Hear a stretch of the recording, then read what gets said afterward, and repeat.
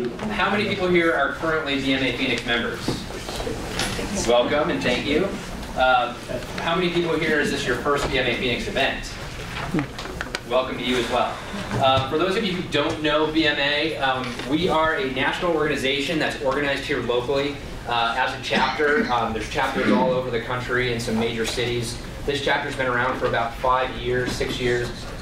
One of the things that makes us distinct is that we're the only professional association that is focused on business-to-business marketing in the interests of business marketers. And so that kind of sets us apart.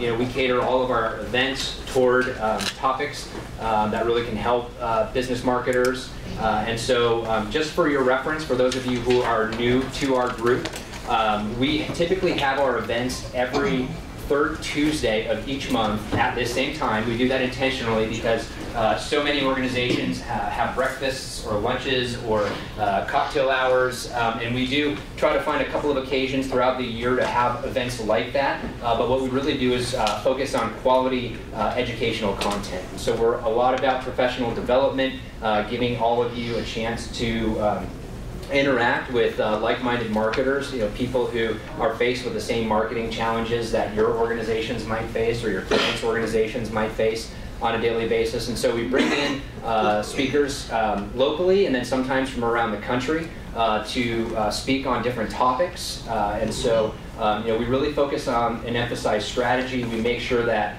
our events are very collaborative in nature, and so while there's going to be a couple of individuals up here talking today, if you have questions, don't hold them to the end, interrupt them, particularly Al, because he would do it to you. So I certainly, again, want to welcome you all. A couple of other things that I wanted to mention. In a couple of minutes, I'm going to have Sheila Clefborn, our Vice President of Programming, come up and talk a little bit about some of the other events that we have planned for Q1 this year. If you have any ideas about events that you would like to see covered this year, we want to hear about it. So anyone who's a board member, if you could just raise your hand. Feel free to let those individuals know, if there's a particular topic of interest or a speaker that you're aware of that you'd like to see us try to coordinate. We really want to gear our content to be something that you would all want to come back and see on a monthly basis. If you're not a member and want information about membership, you can go to our website, bmaphoenix.org. There's a whole page on different types of memberships. We try to be flexible in terms of the ways that you can join the organization. There's chapter memberships, individual memberships, student and educator memberships, and then this year the national organization started a new type of membership, which is a young professionals membership that's geared at people 30 and under. That comes at a little bit lower price point, and as I mentioned, we're all about professional development, and so we certainly want to provide those opportunities to young professionals. And so if you are 30 or younger, or have people on your staff, or know a colleague who would be interested and you think could benefit from getting exposed to our organization, please let them know about that, because that's something that's brand new for the organization this year. So with that, I'll go ahead and turn things over to Sheila. Thank you. Thank you, Matt. So how many of you hear about social media? Good job. Then you're at the right place. That's really exciting.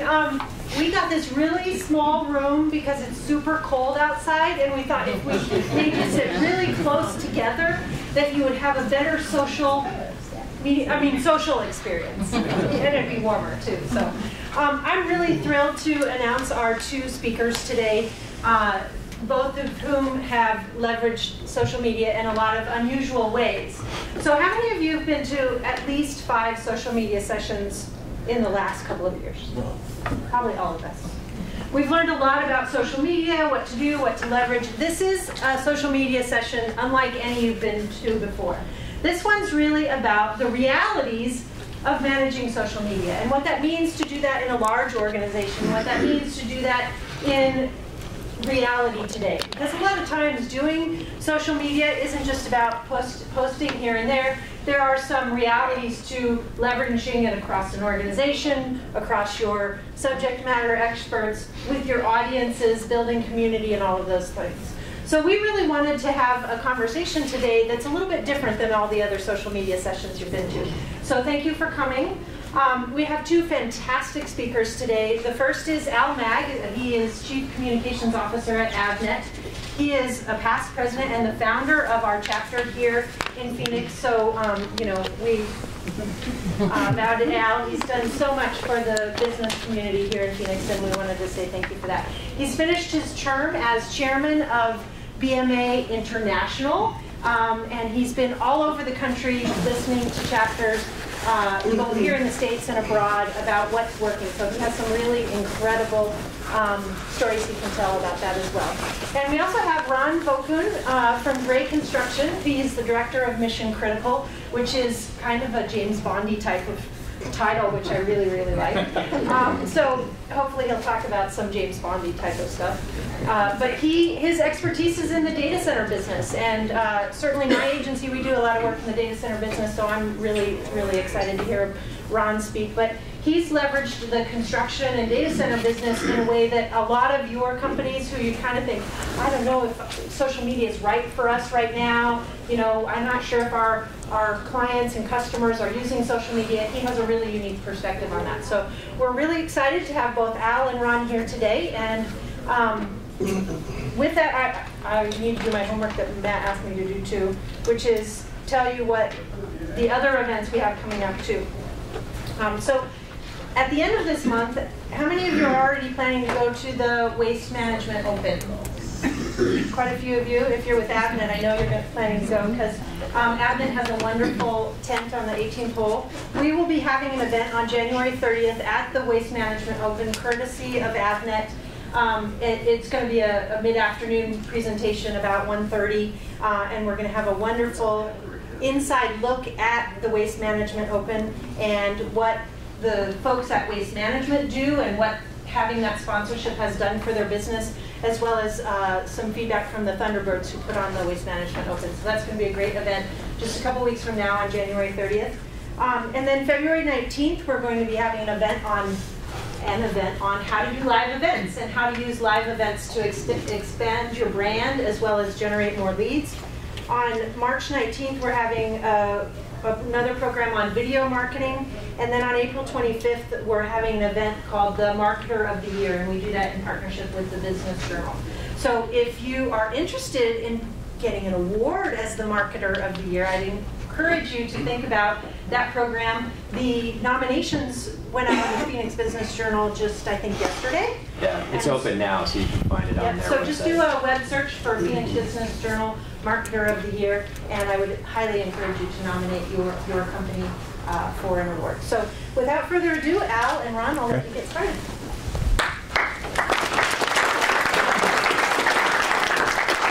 Hi, everybody. Thanks for coming. This is great. Great crowd. I didn't know I owed this many people money, so I'm a little concerned here. One thing Sheila didn't mention, in April at that event, we will have the current president of BMA, the CMO of Motorola, coming. And he's one of the better speakers you're ever going to get to hear and meet, and he's a great guy. And last year... Bloomberg this morning. Pardon me? He was on Bloomberg this morning. Good. Okay. Yeah. And our next president is a lady from Emerson. She was our speaker last year at that event. So we are trying to bring in people from all over, not just Phoenix. So we're going to do our best to get better than me. So Ron's going to make up for me in a few seconds here. So that's it. So it's reality time. We've all been doing social media for a while. I do a lot of it. I do probably everything you can think of. But what's it really mean to you as a marketer? What's it mean to the corporate culture?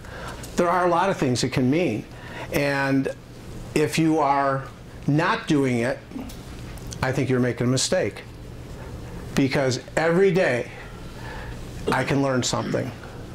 Every day. If I pulled it up live, I'd show you who I'm following. I remember hearing a guy say something at an event, 80% of tweets are stupid.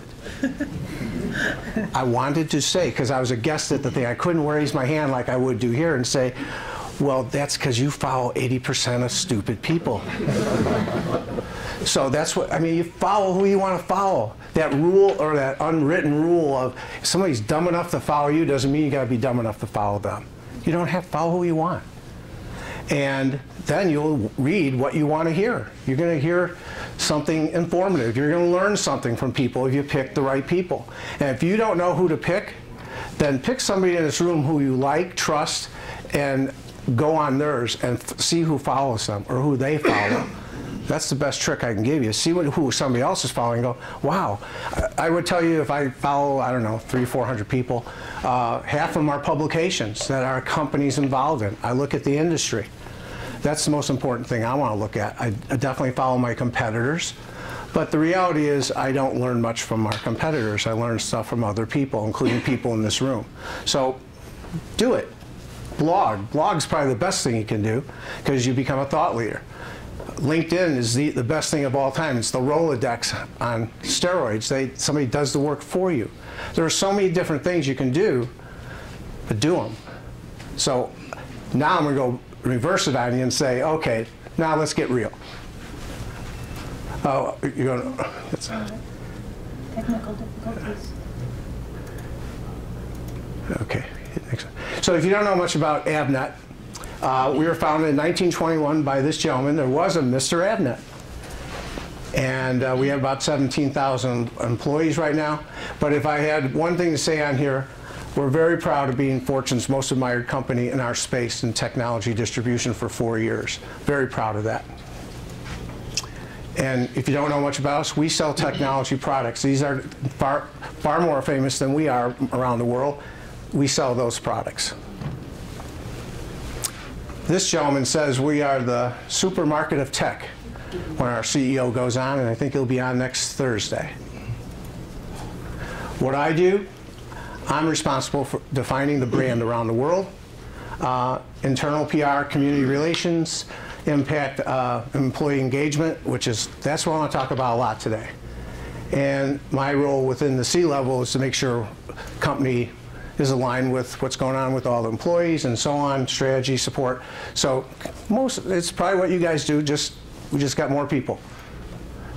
Now my background might be a little unusual. I have worked for a media publishing company. I have worked for a manufacturer of technology products.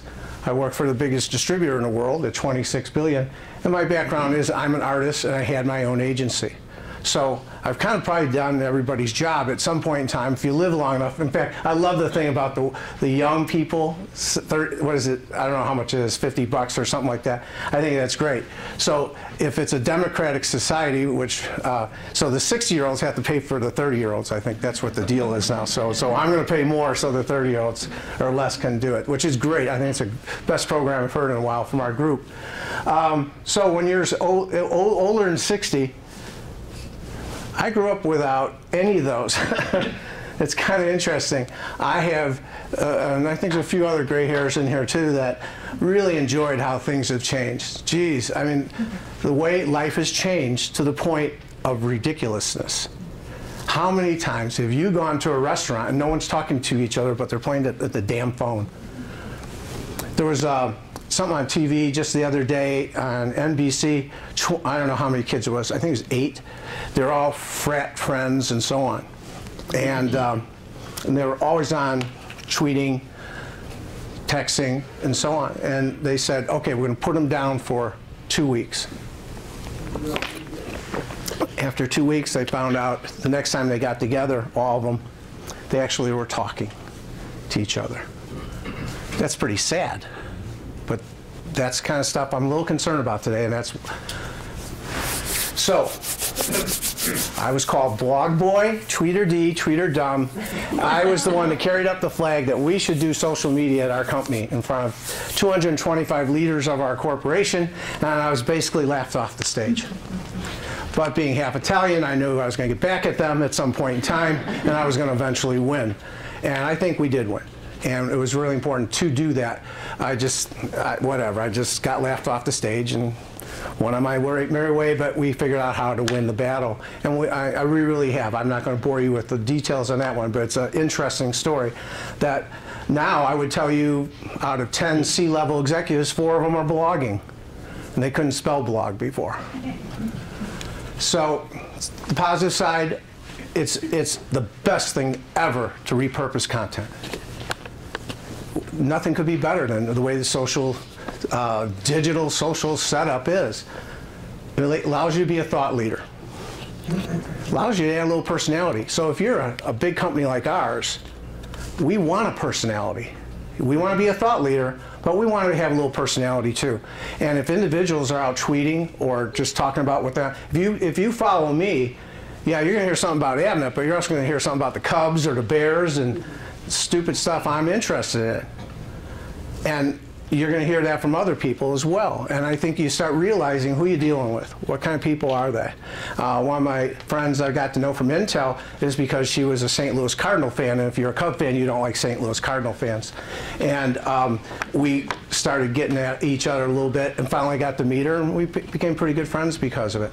But there is some interaction every once in a while, but I don't know if it's that often. I said it's educational, no doubt about it. If you're not following the right people, you're not going to learn anything. But most of the people today, if I said 5 years ago, most people would be telling you where they ate dinner and where they had lunch and so on. Now, I don't mind hearing that every once in a while, but not all the time. And today, I would tell you 90% of people want to educate you. They want to tell you something. They want you to learn something. And at least the people I follow, I learn something all the time. Yeah, I mentioned the Rolodex. So here's kind of stuff I was talking about. You know, so I'm sitting at home watching TV, and you one of these people doing all these other things at the same time? Listening to music or reading a book or watching a movie. Everybody's got their phone, and I know one thing, when I'm watching a football game, I definitely have it with me because I'm following the guy that Mike Jurecki from 910, and the guy covers the Cardinals, and I'm listening to what they've got to say. I'm also following the Bears as well and seeing what somebody else is saying. Like those guys, I'm watching the game and saying, boy, those guys are really idiots. It's nice to see someone else say the same thing and really explain why they're idiots. So we're all doing two things at one time. So, but really, all the texting, I love the texting part. You all get texts, right? And you send texts. Well, geez, don't you think you got the phone in your hand? Why don't you just call the damn person? Why don't you call them? Maybe you might talk about something more than, you know, what you just text them. Are you just trying to avoid what's going on or what? I love that one. The Facebook part, it's very, very important to have that on Facebook because that's where we have our personality. We talk about our people doing things in the community, winning awards, having fun. One rule, only one rule. I don't care what's on there. I haven't looked in a while, Corey, sorry. But no drinks in your hand, not even water. Because I don't want anybody thinking we're drinking on the job or screwing around like that. Not that I don't mind drinking, it's just, it's not the picture I want. After that, all things go. So that's the only rule we have. But we want to show our personality. We want people to watch what we're doing on Facebook and say, might be a nice company to go work for. Now, if you're a smaller company, it is prime for you to really kind of tell what you're like and what your company's going to be like and how you can service somebody. Okay. So my concern is we all listen to these phones. How many think Siri is their best friend? You know, I mean, there you go. I've been with people and they're talking to the damn thing like they're really having a conversation. I can't believe it. Siri, what about this? What about that? And eventually I'm waiting for the thing to say, will you stop talking to me? You know, it's just crazy. I mean, I think it's gone a little too far on that side, but it's cool. So the next thing is the virtual friends. Come on. Give me a break. I love the one commercial with Toyota where the girl is in her bedroom. She's got the computer, the lights shining on her so it's at night, and she's going, God, I feel bad for my parents. I have 500 friends, and they only have 30. And she gets out of the bed, walks past the door, and, it's too bad.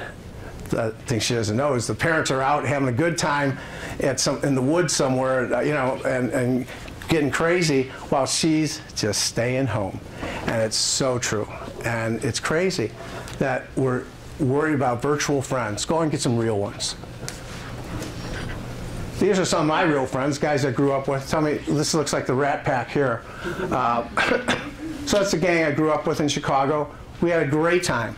And I would tell you that everybody, most of the guys were successful, and the ladies, because we had this kind of conversation, and we've got it documented a little bit about how we grew up. And we grew up because we were part of a social network. We knew when somebody was bullshitting us, we knew when they were lying, we knew when they were our best friends. You learn that. You learn body language. You talk to people. And it's got to help you in your job. And if you don't have more interaction, go out and meet people, I don't know how you can really accomplish anything. I really don't. And I wouldn't say they're all presidents of companies. There's policemen, there's teachers, a little bit of everything in there. But everybody felt the reason we were successful because we grew up without all the technology. Now, I'll be the first one to say I love all the technology because it helps me be more productive. But there's a point. And I think there's a point when it comes to what it's really like for our jobs. So I'm going to just tell you, I don't think social is the right term. Social media is not sociable at all. It's great interaction. It's great digital communications. I don't see social that much sociable in here at all. So what's your role in all this? So let me just give you Avnet's.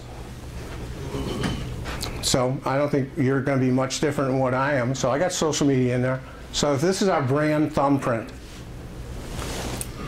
We have our own YouTube station called Avnet On Demand for videos. You worry about graphics, you worry about web content. Risk management is a big thing today, community relations, demand creation, working with the investment community if you're a public company. You're all doing messaging about your companies, events, seminars. You're trying to attract people to come to your company, sponsorships, publicity. We're storytellers. That's what we do.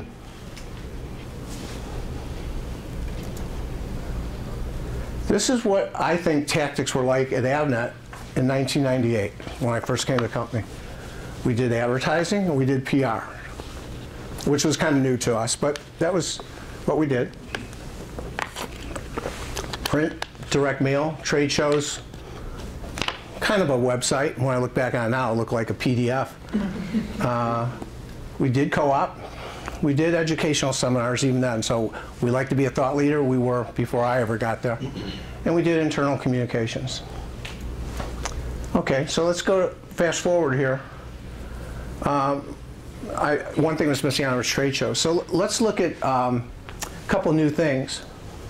Online content, multimedia, video, community relations, global seminars, virtual events, blogs, tweets. So that's a little bit more, kind of that thumbprint, right? But the interesting thing about why these little people are here, we have no control over what they say. So when I was a marketer in 1998, we controlled the message of the corporation. In 2012, we have 17,000 potential brand ambassadors for our company. And I have no idea what someone's going to say in the next 2 minutes. Anywhere in the world. I don't know what they're going to say. We're going to see it on TweetDeck. We are going to eventually see something. And trust me, we've had some folks make some mistakes, and we had them recover pretty quickly because of those. But it's a different world. So you, as a marketer, what are you going to do about it? You know, we have guidelines, and we talk about examples of what you should or shouldn't do, all that kind of stuff. But you got to keep communicating with your folks as to what your way is. In our case, the Avnet way. And all you can do is hope they have some integrity. They're not being dumb. No one, I don't think anybody walks in our building and says, well, I'm going to do something stupid today. They're just doing what they think. But the thing is, as you as marketers, you don't control everything going on anymore. You don't. Oh, you got to throw in integrated marketing too. What else? Yeah, there we go.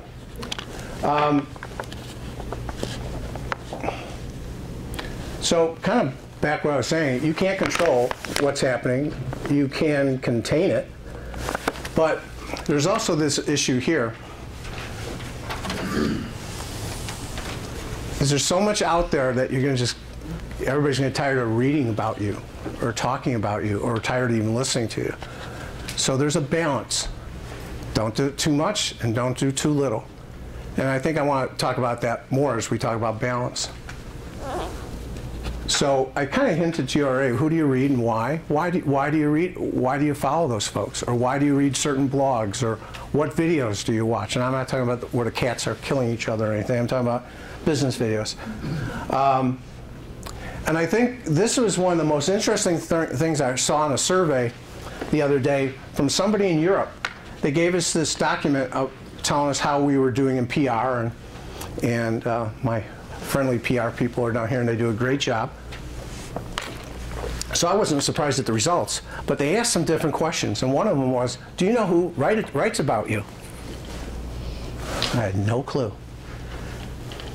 I had no clue. I mean, I can guess, I know some folks, but it showed us exactly how many times people were writing about us. Blogging, who was tweeting about us, and so on. I found it very interesting. And the same thing went on the PR side. I think I have a much better idea because we follow that all the time. And I would tell you, Sonia would tell me if anything went wrong, I'd know this afternoon. She tells me anything goes wrong quickly, or if something good, bad, or indifferent. But the thing is, I had no clue. And I thought that was telling, and I hope we keep track of it. There's no doubt about the SEO parts, and Sheila's the best at that, and she'll tell you how that. But I've used this line way too many times. Avnet sure did not get our brand because of tweeting. It's not really high on my radar screen, all the social media. It's pretty low on my radar screen, what I do for a living. Maybe somebody in our group that does it, and even so, it's not that big of a deal. But we can sure screw up our company if we don't keep track of it. Okay? And I'm all for doing it, and I said I have no control over it, so I want our folks out there. I want them communicating. I want them out there tweeting. I want them to tell whatever they want. But be careful. Because, you know, the brand walks on 2 feet, and you want engaged employees. This is part of your jobs. I don't care how you look at it. Marketing people are responsible for the culture of the company. And engaged employees plus loyal customers in our vernacular means profitable growth. We could talk about this all day. That's the easy part. Employee engagement at our company means commitment. We ask our employees every 18 months about 60 questions. We find there's a subset of questions. We find out how committed they are. Would they recommend Avnet to a friend if they had another opportunity for the same job, or for more money, or where would you leave? And we get the answers that way. Line of sight is what we do for a living. Do they get the information? Do they understand the information? Do they know where we're going? Do they know what their job in life is? I don't care if you're on the dock or the VP of engineering. Do they understand? And our scores are pretty good, so our line of sight's pretty good. And engaged employees inspired to go beyond. Well, I got to tell you, I don't think anybody that's not inspired is going to tweet or do any of that kind of stuff. They're not going to do it. They're not going to go outside their comfort zone. They're just going to do what they want and go home. You want them engaged. You want them inspired. And then hopefully in the long run, you're retaining and attracting good people. I'm not going to go through all this. These are all things we do. But let's go to some of the things I was talking about, the personality side of this thing. And that's employee engagement also is being with your employees. It's the little things. We get involved in corporate discounts for movies, theaters, the arts. There isn't a ticket in town somebody doesn't ask for, and we try to get it for them. We do softball, golf, bowling, health and wellness fairs. We do a photo contest, and we have over 2,000 entries from around the world where they can win prizes and so on. We have holiday card contests for our kids, and so on. We are always trying to do something for fun. And as marketing people, you have that opportunity to do that. Your job may not say it, but why not? Anybody going to tell you not to? Complain about it? I doubt it.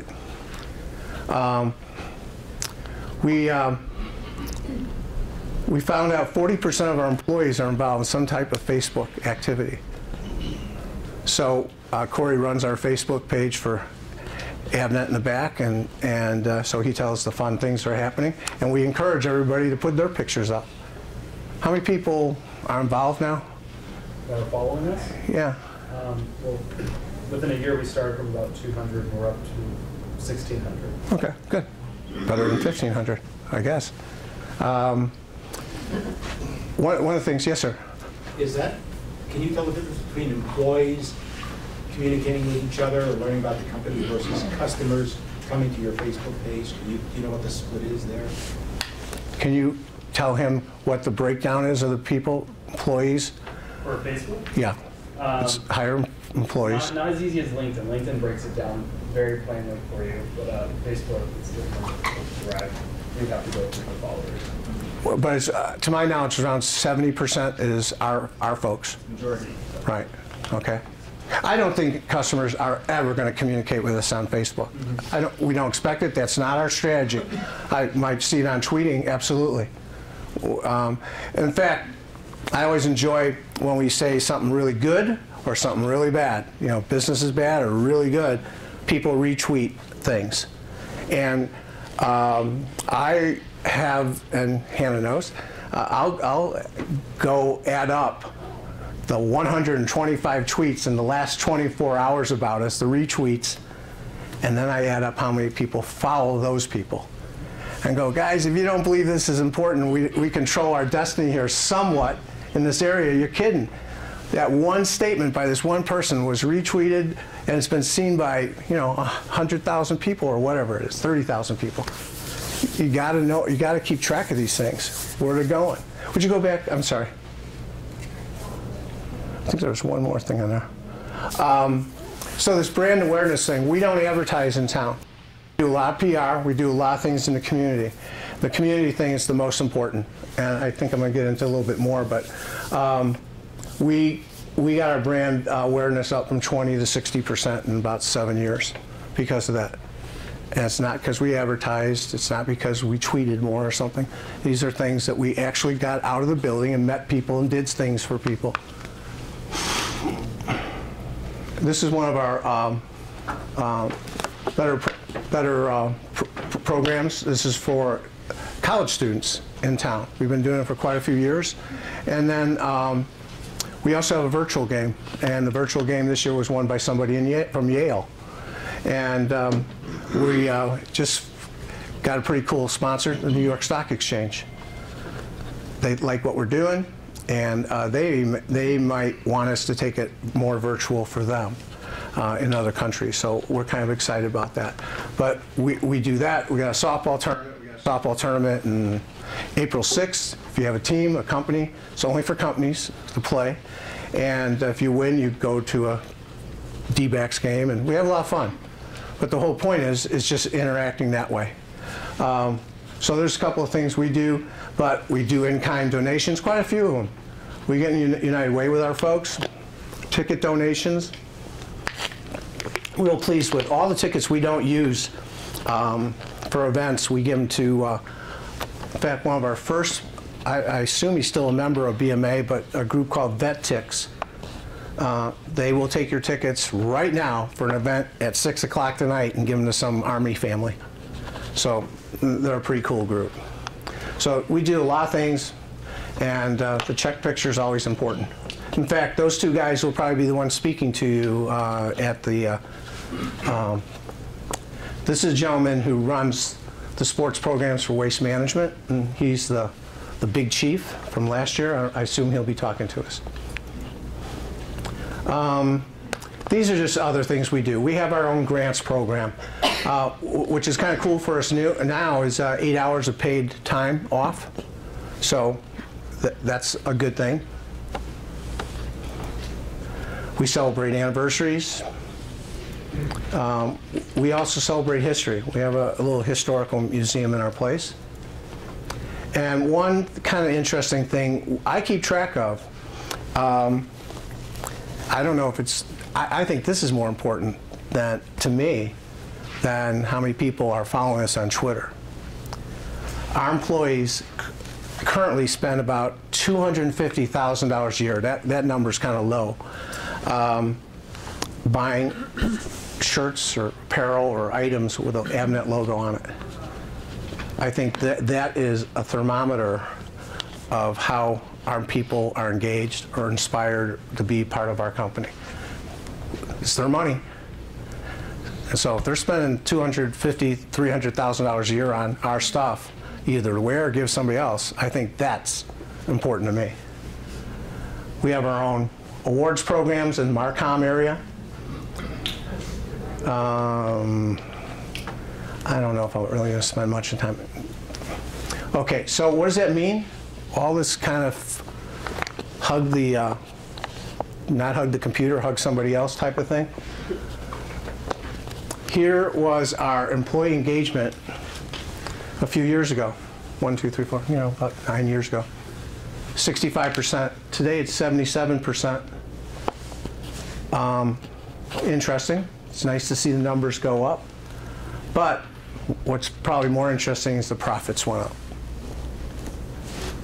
Same kind of scale, pretty much. So I've drank the Kool-Aid that if you have engaged employees, probably a pretty good chance they'll be pretty good at being engaged with the customers. Al, how did you measure the employee engagement number? Okay, I mentioned before, engagement meant commitment and line of sight. So there's percentages given to each of those. So when you add them up, you get the number. Again, I could spend all day on it, but it's really that simple. How committed are the employees, and how often do they understand what's going on? The line of sight scores, which again, Marcom people would be responsible for. So we have a lot to say. An external firm who handled. Oh, I'm sorry. Yes, we do it with a firm called Towers Watson, and they currently have about 7,000 customers. So they actually not only tell us how well we're doing, they'll compare us to other companies and can see if we're doing better than the world or worse than the world on everything from pay to commitment. Al, I have a question for you. Yes. So you mentioned the first time you introduced social media, you got laughed off the stage in front of the company leadership. So it obviously takes a tremendous amount of commitment and resources that you dedicate at a corporate marketing level or a communications level to kind of stay active in social channels. How long was it before you were able to stand back up and show people, here's why we're doing it? How long was that time period? 2 years.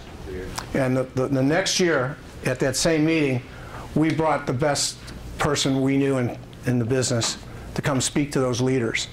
And we called it Off-Broadway. So our meeting ended at Thursday at noon. At 1:30, we had him speak. And out of 200 people, 180 showed up from all over the world. And they listened to this guy. And one of my folks who probably wasn't that excited about the whole scene said it was the best presenter of the whole week. So we had to bring in some third-party people. Our PR firm helped. If I kept saying it, no one would listen. I had to bring in some third-party, and people going, all right, all right. And then our folks started kicking in. I mean, you could see what we were doing. Some people were doing stuff they just never told me. But it was like the Christians and the Romans. I mean, when everybody's behind the scenes doing things, we had to bring them out and say we were doing these things and what they were doing well. And we started doing guidelines, and eventually we now have global meetings on social media, what we're doing, good, bad, or indifferent. Yeah.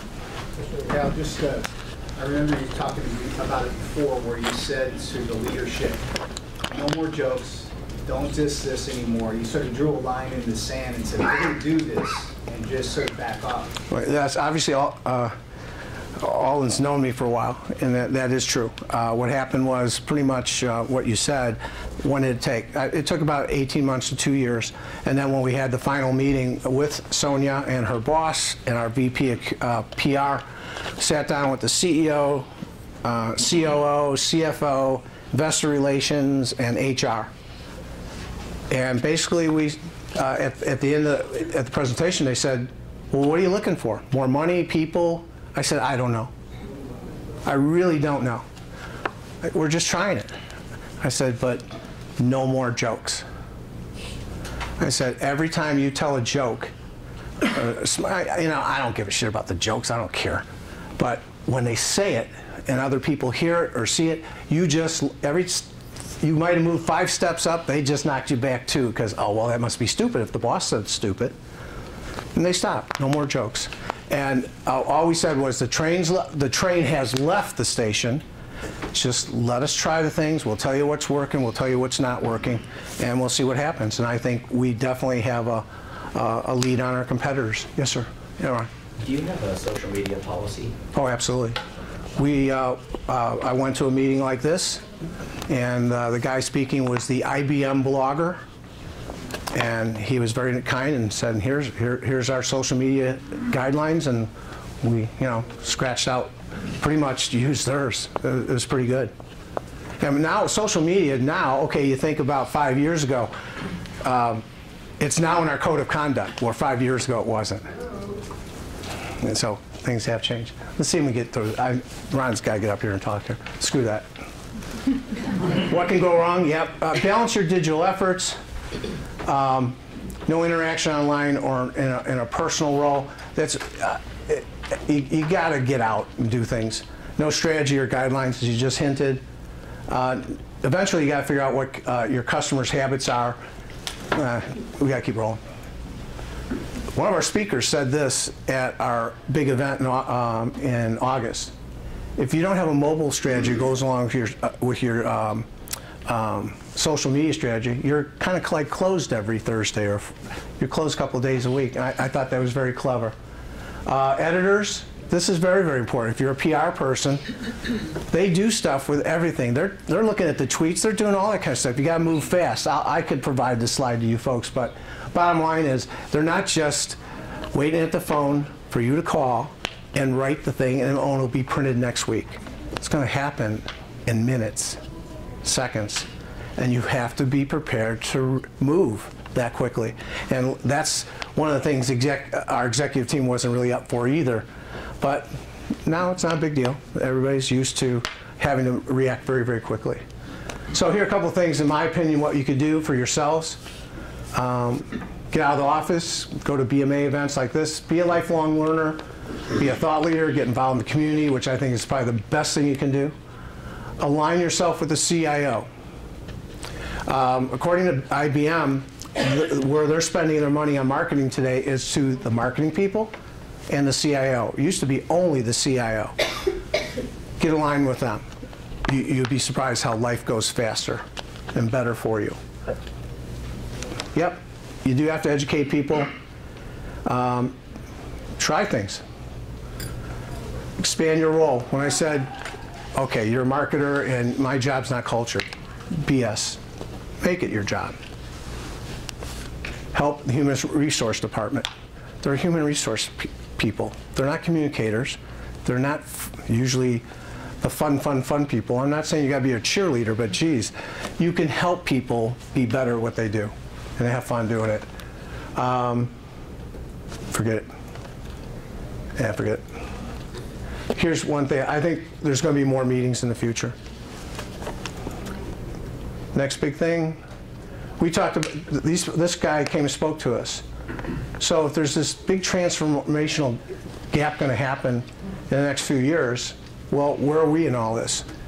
I'll be retired, so this is your problem. But the C generation, they've been connected since day one, right, Hannah? And but I don't think there's anybody 25 or under can win. What's the Survivor? I know every one of the guys I hung around the gang would have won Survivor, easy. social skills, and we also heard somebody said parents actually call the HR department. I mean, it's crazy. I mean, this is all true stuff. I'm not making this up. So here's a couple of comments I would make to you. I expect people, I think somebody out there is going to be smart enough to become a trainer between the connected C-level kids and us old guys, just so we can learn how to talk together. And if I were a university, I would be trying to come up with reality training.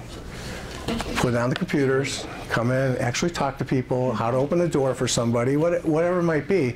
You'd be surprised. I think there will be leadership coaches, and I gotta tell you, I think if young people don't get it, this is where people are going to be hired from in the future. From the military and from people that are in frats, because they're sociable. And when I look at resumes, screw these, but last point on that was resumes. I get a lot of resumes, I talk to a lot of people. The first thing I do, first thing I looked at this young lady's resume was, I don't give a rat's ass what her grades are. I don't care if she even went to school. I want to see what she did as an intern. What did you do during the summer? I swear to God, one young lady came in, she never did anything this summer. I don't know, would she go shopping, or I don't know what she did, ate bonbons? I'm not sure what she was doing for 4 years. Nothing. I just wanted to say, what the hell's wrong with you? She came in, she's been with, I think, a law firm. She's done charitable work, worked for a charity organization. She's done different things. She's just worked for 4 different types of companies. That's what I look for. And I think that's what you guys should be looking for when you're meeting people. What else are they doing other than what they're supposed to be doing in school? I think I've had enough. Ron, why don't you come on up and... You know what? Just go back one more. I'm sorry. All this stuff happening, we're storytellers. And these are different things we do. But look, these are the things on the side, but they all collide. You can make all this repurposing come together. It makes you a better marketer. If you're doing videos, community relations, PR, all this is together. It's all repurposing. This is what makes you a better marketer. Not just one of those things, not just social media, not just advertising, not PR, all this. Do it all. Okay, thanks.